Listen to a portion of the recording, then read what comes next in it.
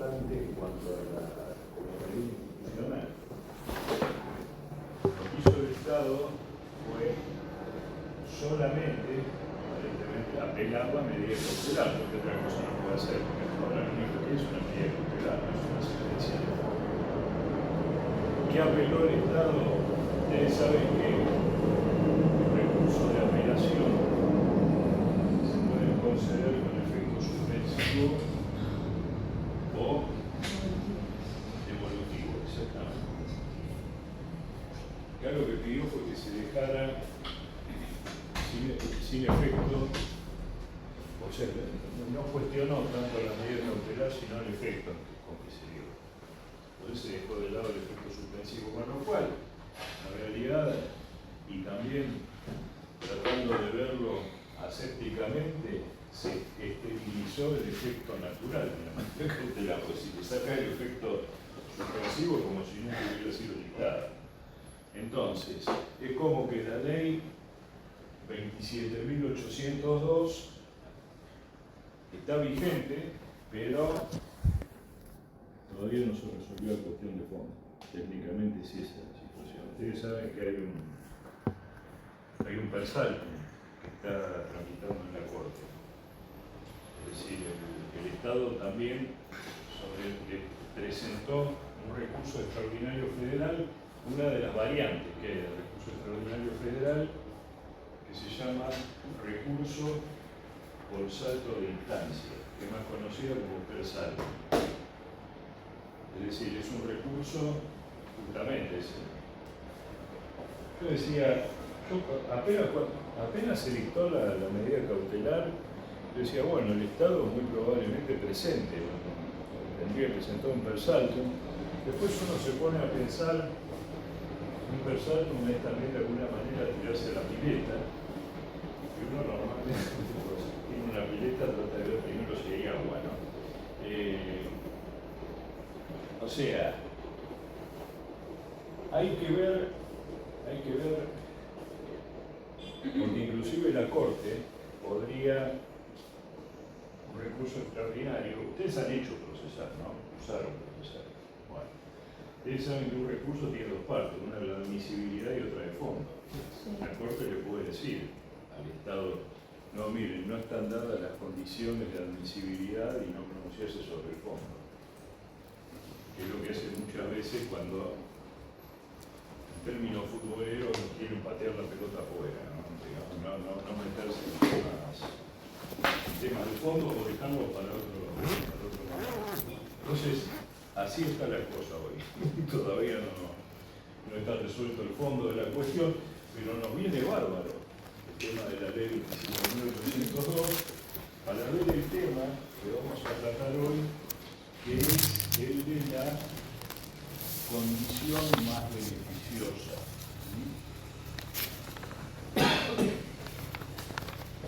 No confundir este tema con el de la regla más favorable, que ya vimos en algún momento. ¿Se acuerdan cuando vimos el tema?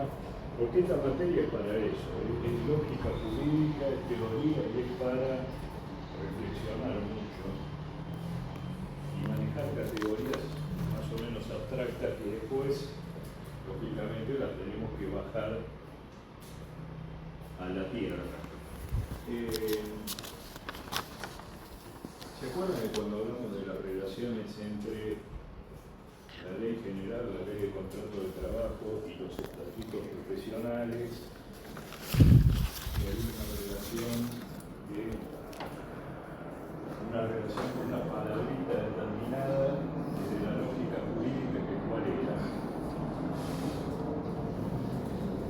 Pregunta número 2, el parcial de multiple choice del lunes que viene. Podría ser, por ejemplo, podría ser.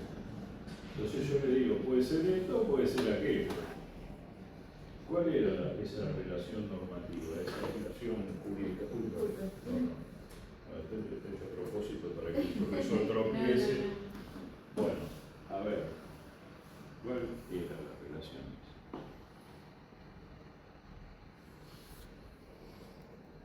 ¿Qué relación existe entre la ley general y los estatutos profesionales.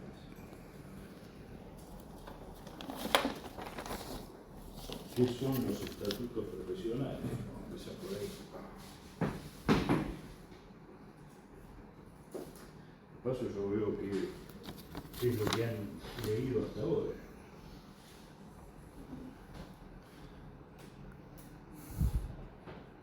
Uno nada más, no hace falta que se impacienten y se peleen por responder. Dale, a ver, vamos a ver. Yo entiendo que la ley general da como un piso de derecho que tiene el trabajador y el estatuto en algo más particular puede ser más beneficioso, dar una condición más beneficiosa para el trabajador. ¿Qué opinan los demás? El estatuto norma o versa sobre una actividad o no sobre una actividad puntual, sobre algún tipo de trabajo. Ama de casa, consultores. ¿En qué artículo de la ley de contrato de trabajo se regula el vínculo normativo que existe entre la ley de contrato de trabajo y los estatutos?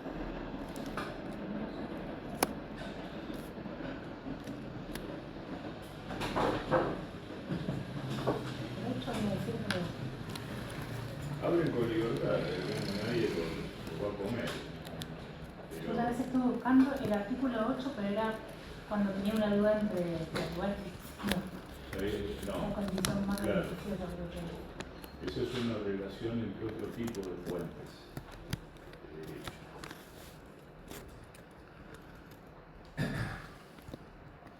¿El 12 puede ser?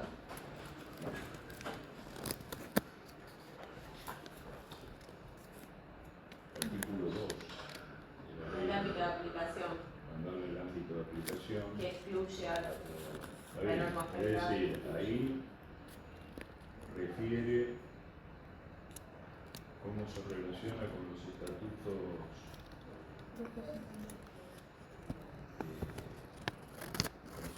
particulares o especiales del contrato de trabajo y condiciona la aplicación de la ley a una situación previa. Una palabra que ustedes se la tienen que grabar acá. ¿Compatible? Ahí está, es la compatibilidad. Compatibilidad. Entonces la compatibilidad es una relación lógica jurídica. Recién una compañera de ustedes mencionó otra relación entre fuentes, que es la relación entre la ley y los convenios colectivos de trabajo.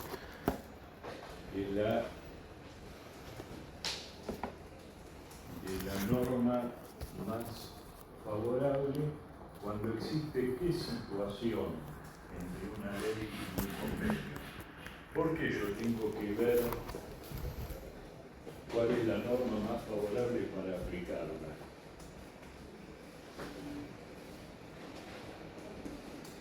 Pasa un poco de ejercicio, la subo de abajo. ¿Cuál es la relación entre ley y convenio colectivo de trabajo cuando yo tengo que decidir cuál es la más favorable? ¿Qué problema jurídico, teórico se me genera ahí? También compatibilidad, una incompatibilidad entre una y otra. Porque son dos normas que regulan qué. La misma situación de hecho. Entonces yo tengo que ver cuál es una. Me dice las vacaciones de esta persona, por ejemplo, se cuentan. Creo que dimos un ejemplo. Por días corridos, me dice la ley de contrato de trabajo, y por ejemplo, el convenio colectivo de trabajo, un convenio de la actividad de sanidad, me dice que es por días hábiles, o sea, le dan más días de vacaciones. Entonces, tengo dos normas que regulan la misma situación, pero que están en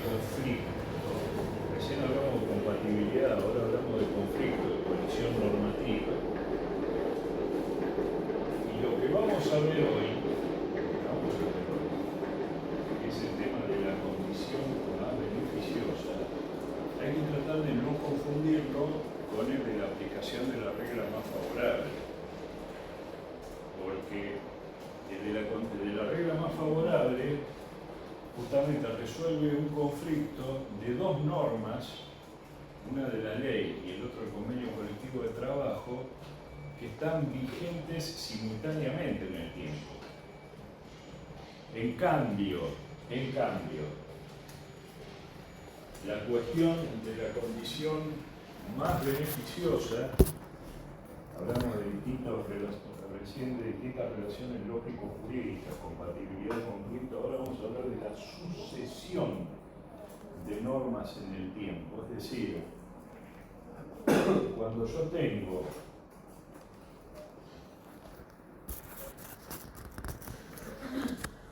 una norma que sucede, que sustituye, que reemplaza a la otra en el tiempo.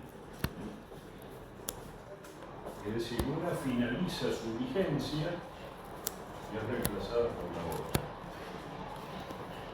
Ahora, acá esto tiene un problema adicional, porque ustedes saben que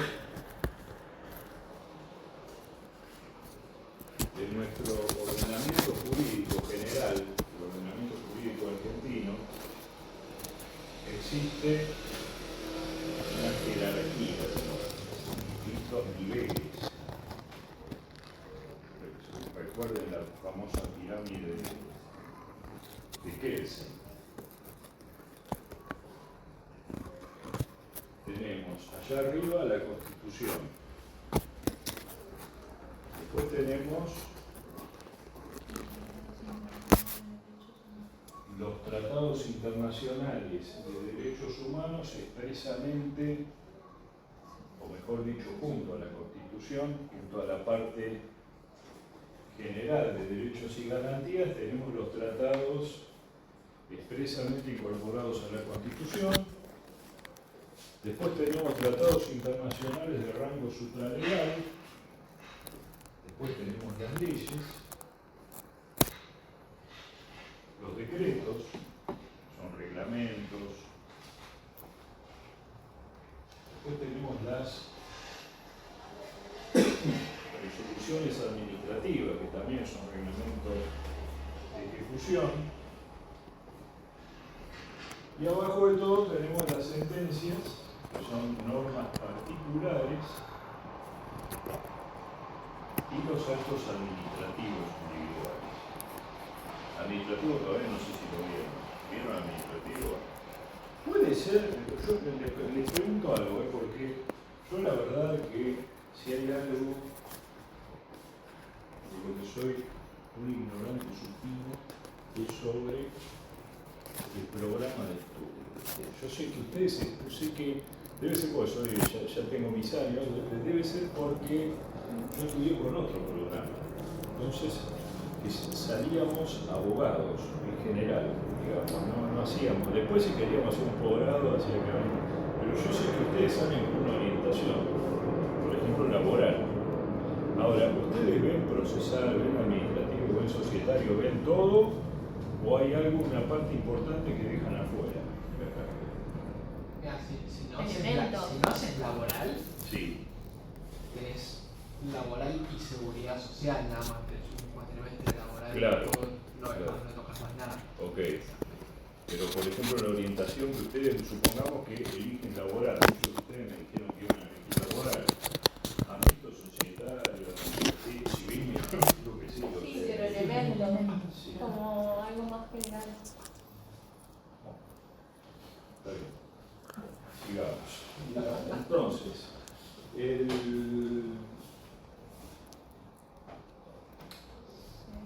esa es la jerarquía que estamos viendo. Y son fuentes de derecho, es decir, generan normas. Algunos discuten si la jurisprudencia es o no una norma, es una fuente formal del derecho. No nos vamos a meter en esa discusión. Ya vimos que algunas normas son importantes, algunas sentencias son importantes, los fallos plenarios, ¿se acuerdan? La jurisprudencia de la Corte Suprema. de los tribunales superiores de cada jurisdicción. Pero también existen otras fuentes de derecho, y que en el derecho laboral son muy importantes. Una es específica, el derecho laboral, y que ya ustedes ya saben cuál es, que tiene fuente de contractualidad. ¿Saben? ¿Saben o no saben? ¿Cuál es? ¿Cuál es la fuente de derecho específica? Yo voy a cerrar la ventana después.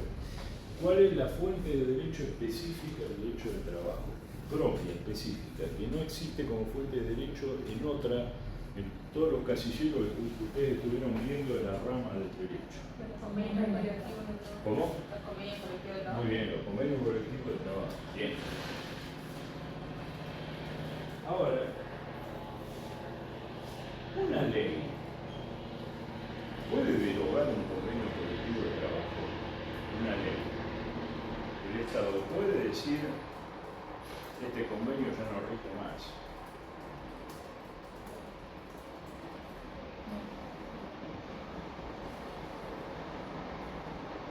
Puede, no puede, ¿qué opinan? Acá sí estamos en un tema de libre debate. ¿Se puede o no se puede? Siempre y cuando no sea menos favorable para el trabajador. Muy bien. Mientras no haya un código de orden público laboral, no debería, porque la negociación colectiva es entre... A ver, razonemos juntos. Razonemos juntos esto.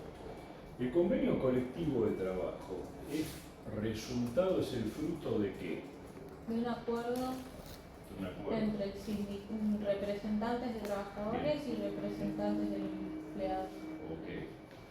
Un contrato individual es el resultado de qué? Del acuerdo entre los partes, de la De un acuerdo autonomía de la voluntad. entre dos individuos. Podría llegar a haber un acuerdo plurindividual, es decir, un acuerdo, por ejemplo, entre el empleador y varios trabajadores individualmente considerados que vamos a tratar de verlo ahora.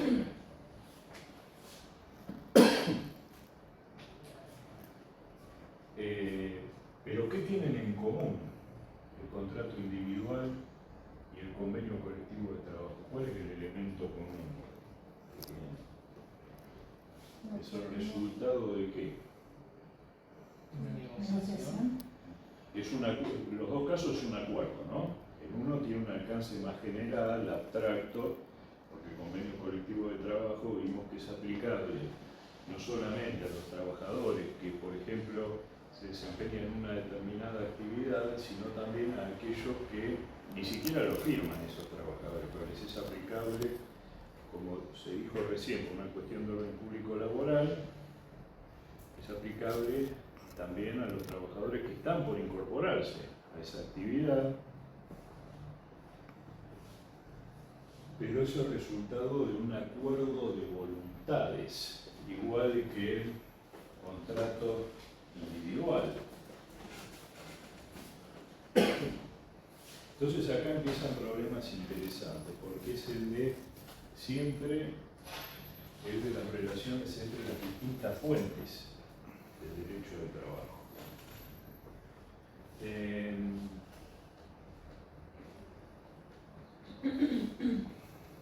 Bueno, sí quedó claro entonces que el tema que estamos tratando hoy está referido a la sucesión entonces de normas, y quedó sin contestar la pregunta que yo les hice, y en principio es que no, una ley no puede modificar un convenio colectivo de trabajo, porque si no, ¿dónde está la libertad sindical? ¿Dónde está la libertad de negociación colectiva?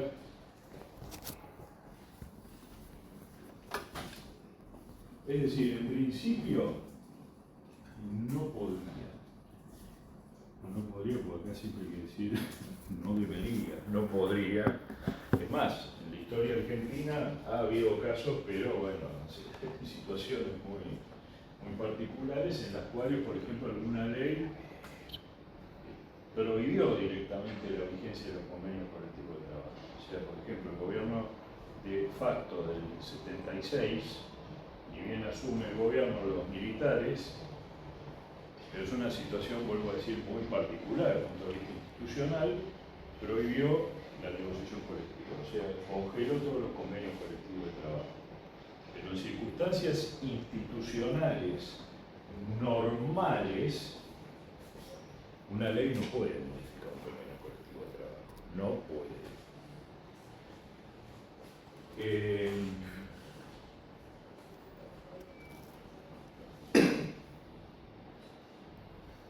Una ley puede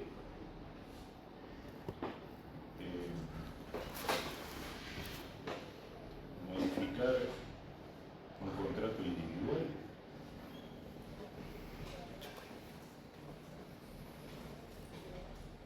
Una ley nueva, ¿se puede aplicar un contrato? Entra en vigencia hoy la ley. ¿Se puede aplicar un contrato en curso de ejecución? ¿Qué dice el artículo 7 del Código Civil Comercial? Habla de la vigencia de la ley. Dice que se aplica aún a los contratos en curso de ejecución. Lo que no puede hacer la ley, y fíjese que la lógica es parecida a lo que les acabo de decir, no puede avanzar sobre un acuerdo de voluntades sobre los efectos anteriores del acuerdo de voluntad. Y acá estamos hablando entonces de la relación entre ley y autonomía de la voluntad, ya sea individual o colectiva. Entonces, por un lado, separemos, en principio, fuentes de derecho estatal y autonomía de la voluntad, ya sea individual o colectiva. Lo que puede modificar un convenio colectivo de trabajo es otro convenio colectivo de trabajo, porque es el mismo tipo de fuente. Cuando hablamos de la condición más favorable, entonces, y partiendo de la base de que es un tema entonces de sucesión de normas, ya dejamos despejada la posibilidad de que una norma estatal modifique un convenio colectivo de trabajo. Sería inconstitucional, pero una norma legal, vamos a reducir la comparación. Supongamos que tenemos una ley laboral que establece determinados derechos en general, ¿no?, para el trabajador. Viene una ley y dice, no, a partir de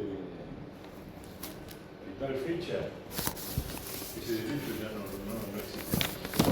O lo restringe, lo limita, como dije anterior. ¿Esa es una condición más o menos favorable que la anterior? Menos, ok. ¿Y puede darse eso en derecho laboral? ¿Puede existir? No, porque no contraría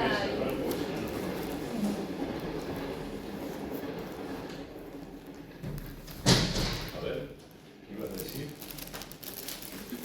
¿Alguien iba a opinar? sí, no porque sería contrario al principio de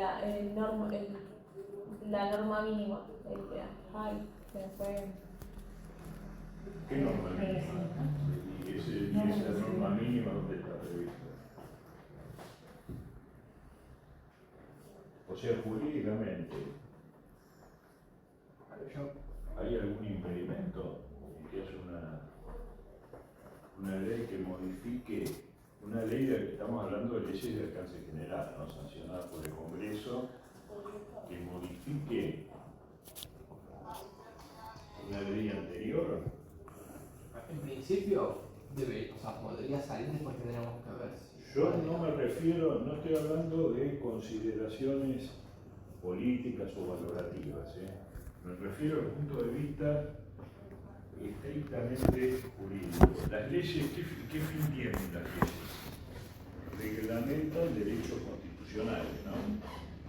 O sea, pensemos siempre que esta materia es para eso, ¿no? Para tratar de pensar juntos y razonar en función de conceptos, de categorías. La ley reglamenta derechos constitucionales, incluso también los derechos previstos en el artículo 14 bis de la Constitución Nacional. Lo que no puede hacer, obviamente, es eliminar esos derechos.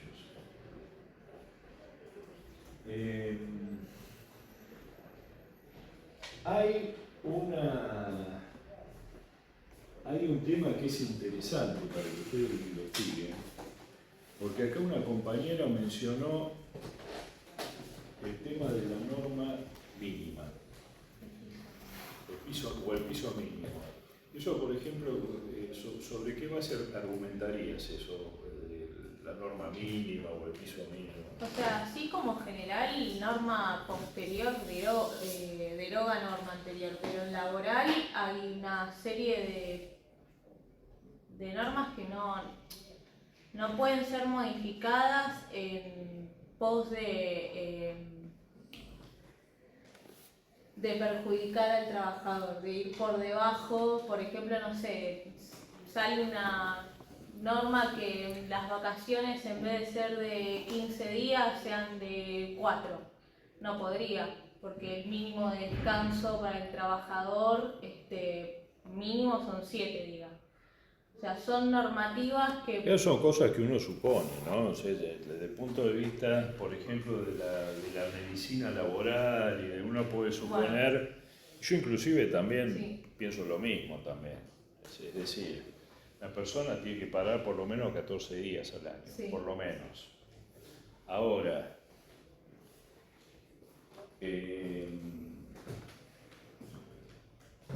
así como está el tema de las vacaciones, que por ejemplo si una norma regula y dice va a haber lapsos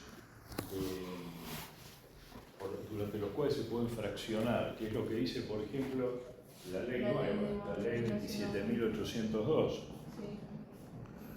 que bueno, esto simplemente para hablar un poco del tema de vacaciones, no para todo un ejemplo, que no disminuye la cantidad de días, pero sí admite, por ejemplo, el fraccionamiento.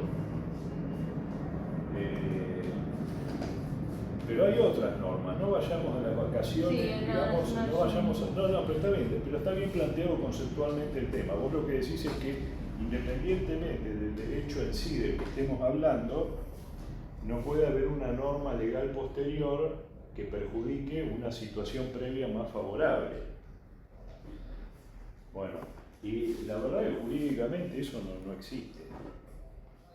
Pero hay un tema que es importante analizarlo, porque yo después le voy a subir al campus un trabajo muy bueno sobre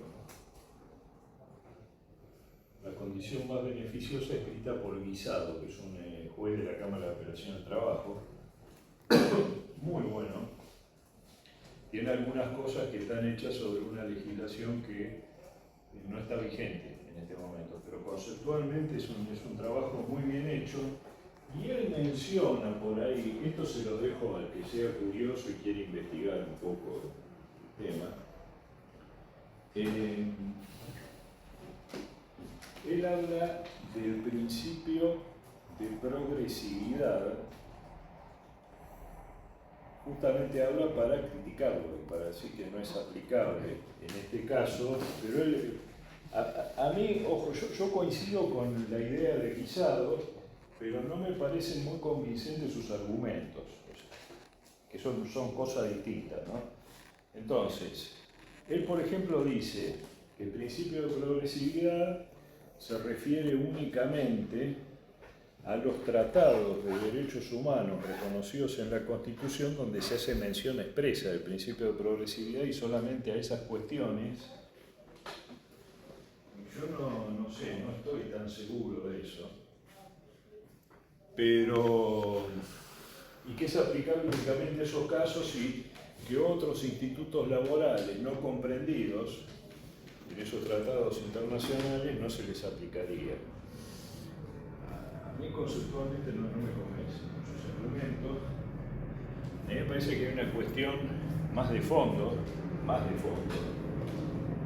y es que el derecho del trabajo trata de equilibrar siempre dos cosas: las relaciones entre el capital, derecho de propiedad, derecho de contratar, derecho de asociarse para ejercer cualquier industria lícita y ejercer cualquier industria lícita, y el derecho del trabajo, que es una limitación a esos derechos. Entonces, me parece que es una cuestión más de fondo, en el cual lo que hay en el fondo de todo esto es una cuestión económica. Es una cuestión económica, es decir, si yo solamente legislo en favor de uno de los factores, que es el trabajo, en una situación en la cual económicamente no da para... Estoy cayendo en otra cosa. Ojo, es una posición mía. Ahora, si yo me voy al otro extremo, termino aniquilando el artículo 14 bis. Es decir, una ley regula derechos constitucionales. Y hay dos aspectos, por ejemplo, que señala Guisado, que son muy interesantes. Uno es, primero, si se puede admitir que una norma posterior regule derechos en forma menos favorable que una anterior, que es lo que acabamos de hablar. Y la otra es qué pasa con los trabajadores o con los contratos de trabajo que ya habían que estaban en vigencia antes de la modificación, digamos. Es decir, si esos trabajadores de alguna manera incorporaron esos derechos en forma definitiva y no podrían ser modificados por la regulación posterior menos desfavorable. Es decir, que les sería aplicable, si les es aplicable la regulación menos favorable únicamente a quienes celebran el contrato de trabajo bajo la nueva ley. ¿Se entiende esto? Sí. ¿Se entiende la diferencia? Bueno, él llega a la conclusión, y a mí me parece lógico esto, de que si se procede de esa manera, en realidad se le está poniendo una restricción también indebida al Congreso, y también que puede ser contrario a la igualdad ante la ley, porque genera dos grupos de personas con derechos distintos, al mismo tiempo que realizan la misma tarea y están en la misma situación objetiva. Esto por el lado de cuando una ley modifica entonces a otra ley. Y después está el tema del convenio colectivo del trabajo. Si un convenio colectivo de trabajo puede modificar el sentido menos favorable, o sea, el sentido más favorable, se imagina, no hay discusión alguna, desde luego, ¿no? Pero si un convenio colectivo de trabajo posterior puede modificar a uno anterior en sentido menos favorable. Y se llega a la misma conclusión, pero esta vez quizás sea más clara la conclusión. ¿Por qué? Porque acá está en juego la autonomía colectiva. Es decir, el sindicato representa a los trabajadores Y después da un argumento práctico pisado donde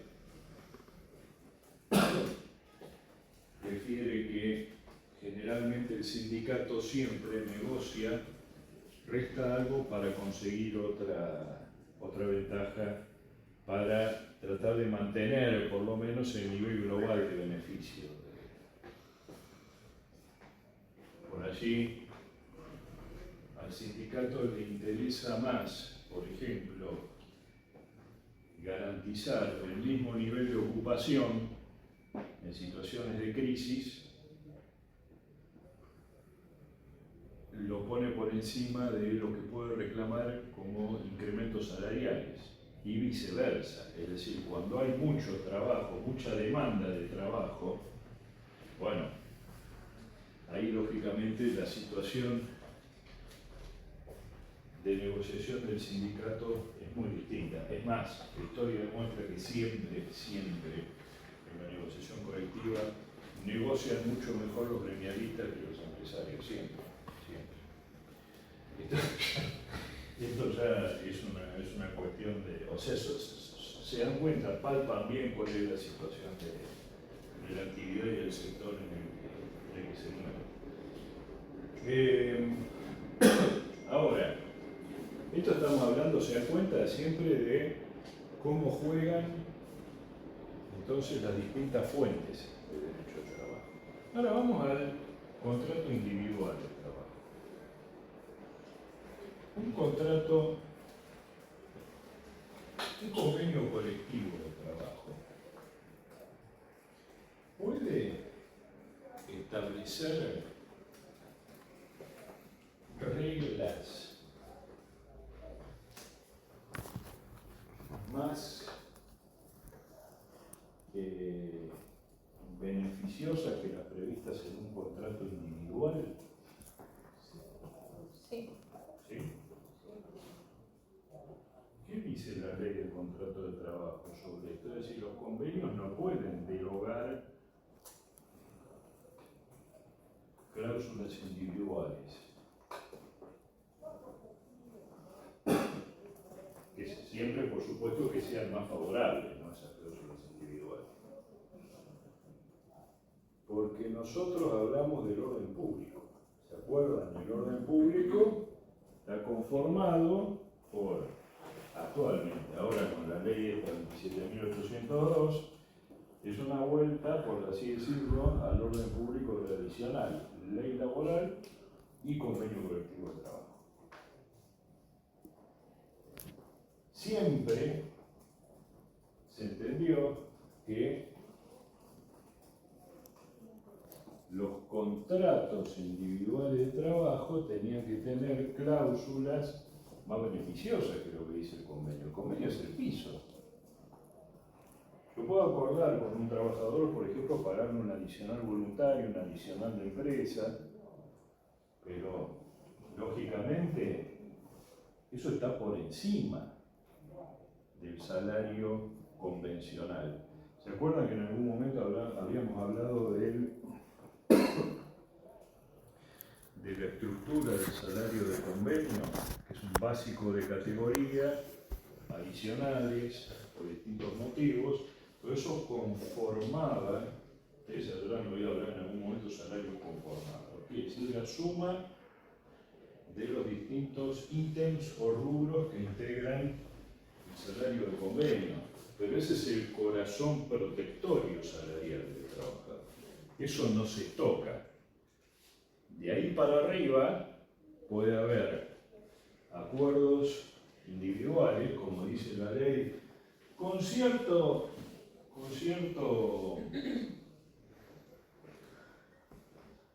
no digo hipocresía, pero con cierto descuido por la realidad. Por realidad, en general, salvo cierto grupo de trabajadores que tienen o cargos muy altos o responsabilidades muy particulares, cuando hay algo por encima del convenio, no es que el trabajador y el empleador se pusieron de acuerdo para nada, no se pusieron de acuerdo para nada. El empleador le dice, te voy a pagar esto por encima de... Después no lo puede decir modificar, bueno, salvo ahora con la ley 27.802, pero digamos, en líneas generales no lo podría modificar. Y entonces tenemos la escalerita, el salario mínimo vital, el salario convencional y lo que pueda pagar por encima el empleador.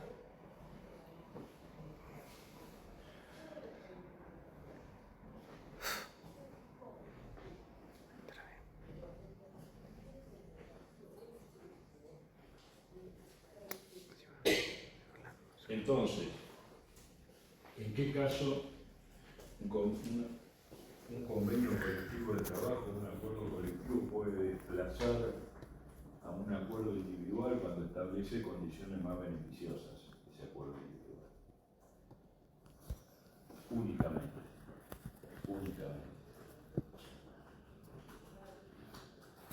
Hay una fuente de derecho del trabajo que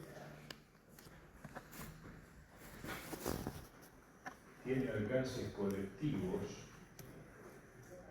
pero que no es de los convenios colectivos de la ley 14.250. Ustedes saben que los convenios colectivos de trabajo que están regulados en la ley 14.250 exigen para su validez y para que sea obligatoria su aplicación la homologación del Ministerio de Trabajo. Sí. Esa homologación es la que le da alcance general. Pero en la práctica también de muchas empresas, sobre todo empresas grandes, a veces la empresa llega a un acuerdo, por ejemplo, a un acuerdo que desde el punto de vista del derecho del trabajo, esto que les voy a hablar es algo muy raro, pero es una fuente habitual en las relaciones laborales, es el convenio de derecho común o de empresa. No confundir con el convenio colectivo de trabajo de la ley 14.250. Vieron que ahí excepcionalmente se mencionan los convenios de empresa, que también son firmados por ¿quién? Por un sindicato con personería gremial. Es decir, ustedes tienen dos condiciones para que un convenio colectivo de trabajo esté regulado en la ley 14.250. El sujeto firmante, que tiene que ser siempre un sindicato con personería gremial, y tiene que ser homologado por el Estado, por el Ministerio de Trabajo. Acá, digamos, yo no digo que son de palo, pero son los sujetos menos importantes de gobierno, los empleadores firman, digamos, el acuerdo después de haberlo negociado. Entonces, ese es el régimen de los convenios colectivos de trabajo. Pero les decía que en los hechos, a veces el empleador dice, bueno, yo quiero, por ejemplo, mejorar por cuestiones de productividad, quiere incentivar la productividad de un determinado sector del establecimiento, supongamos que es una industria, es una fábrica, quiere aumentar la producción, bueno.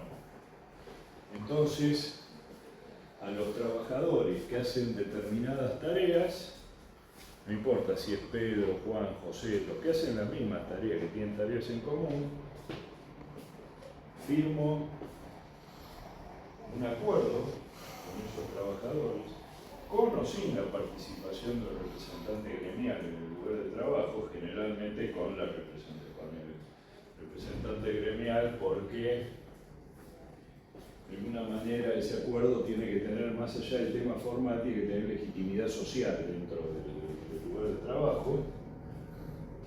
Y ese acuerdo, por ejemplo, una condición más beneficiosa, que puede ser un adicional salarial, por encima de lo que establece el convenio colectivo de trabajo.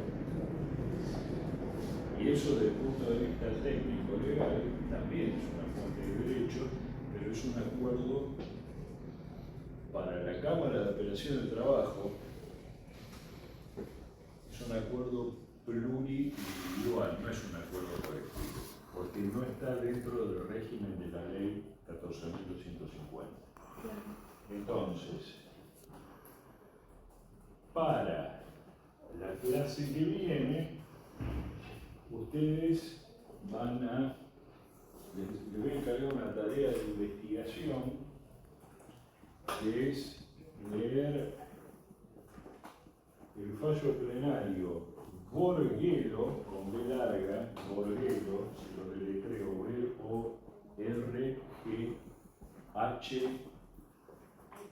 B-O-R-G-H-L-L-O, no sé si es Borgello o Borgello, con Roberto, con estándar eléctrico. Pues ustedes van a leer con atención ese plenario,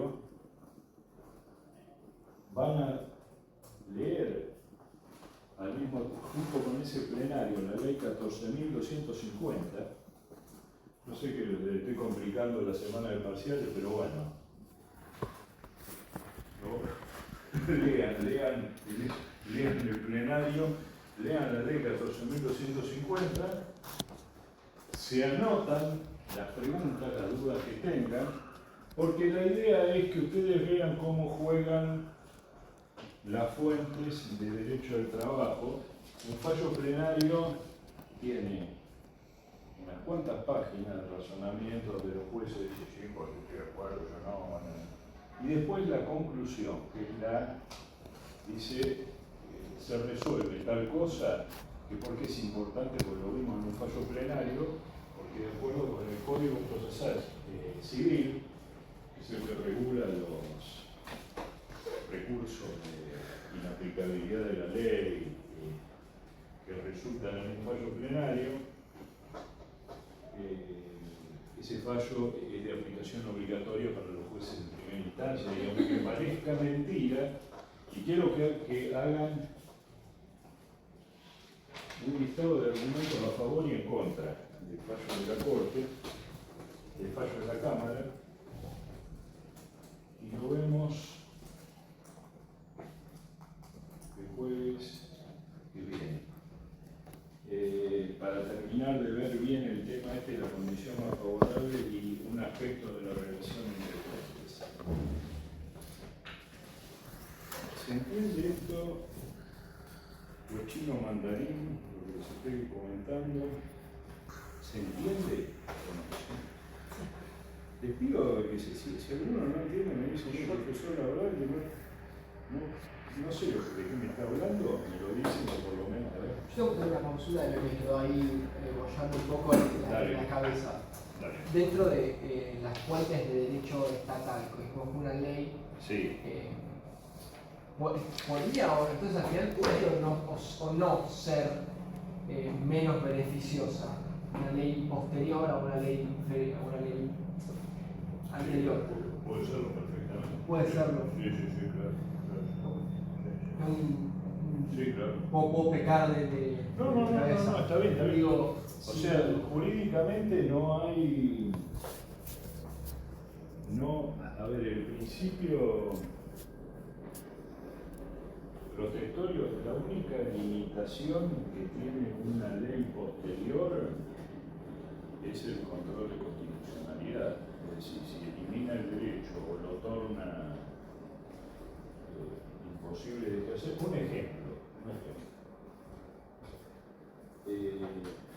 Un ejemplo de ley grasamente inconstitucional, la ley 27.802, cuando dice, por ejemplo, que en caso de una sentencia firme, la empresa le puede pagar, si es una gran empresa, le puede pagar la sentencia en 6 cuotas al trabajador. Y si es una pyme, en 12. Sí. O sea, lo deja al trabajador como acreedor en una situación completamente distinta a la de un acreedor que no es trabajador.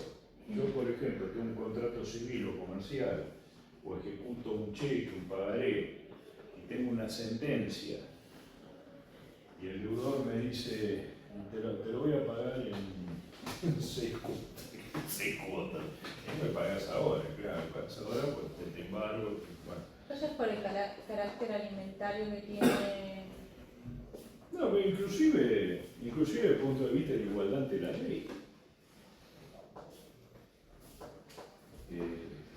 Claro, porque ya es una diferencia. Groseramente inconstitucional. Igual que, por ejemplo, también hay otro, que es dentro de lo que es el derecho de huelga, por ejemplo, servicios esenciales, y yo digo, bueno, usted tiene que tener una guardia que cubra el 90% de los servicios esenciales. Claro. Entonces, decime que no puedo hacer huelga. El sentido, Claro. sí. Es decir, fíjense que dentro de todo esto hay una relación de proporcionalidad Sí. también, ¿no? Pero que se puede legislar, digamos, en forma objetivamente desfavorable respecto de la ley anterior, sí, por supuesto. O De sea, ahí para a mí- que sea constitucional es otra cosa. ¿Cómo? De ahí a que sea constitucional. Claro, tal cosa. No, por supuesto. Ahí se abre una discusión. Pero a mí lo que no me termina de cerrar es el principio de irrenunciabilidad, el Sí. de progresividad. Sí. Y que el derecho laboral, el fin es el proteger al trabajador. Sí. No es absoluta, o sea, no es rígido y absoluto. El O sea, principio sé que es protectorio, relativo el el principio derecho. protectorio. Claro, yo sé que es relativo, No, pero el principio protectorio, a ver, esa es la diferencia entre principio y reglas, por ejemplo, que a veces no aparece con mucha claridad. Un principio es una pauta general. no, son los medios. Es una pauta Para- general. Y la regla dice se tiene que hacer esto o no se tiene que hacer. O sea, están los famosos postulados de permisión, prohibición, eso es una regla. Ahora, el principio es una orientación general, es decir, para que la Corte declare la inconstitucionalidad de una ley tiene que ser groseramente Sí. inconstitucional. Es decir, tiene que aniquilar el derecho o regularlo de manera tal que hacer imposible su ejercicio. Pero las leyes reglamentan derechos constitucionales, no lo reglamentan en un sentido o en el otro. Es un tema, por eso, insisto, una cosa es la valoración política del tema y otra desde el punto de vista jurídico. Por ahí venía mi duda, venía más o menos por el mismo lado. Si tenemos que proteger, porque cuando el legislador legisla, la Sí. redundancia, puede reducir. Claro, Protege. el principio protectorio, a ver, ¿cuál es la raíz del principio protectorio? El artículo 14 bis, que dice Sí. que la ley tiene que proteger al trabajador.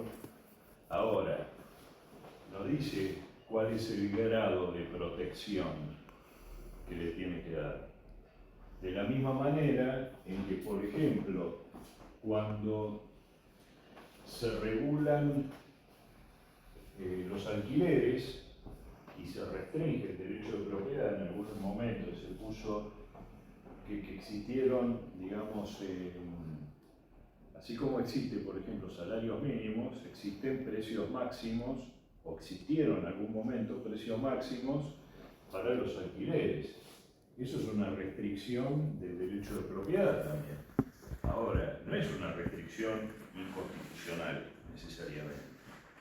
¿Se entiende? Entonces, ahí juegan cuestiones de bien común, porque además se supone que el Congreso legisla para todo el mundo, no solamente para los trabajadores, Claro. y parte de una determinada situación económica. Lo que pasa es que no se tiene que ir para un lado ni para el otro, ¿no? Pero bueno. Ahora, insisto, las valoraciones políticas, ideológicas, bueno, lógicamente cada uno tiene su visión y es absolutamente respetable. Hoy es, ¿qué significa? ¿Qué fecha es? 4. 4 del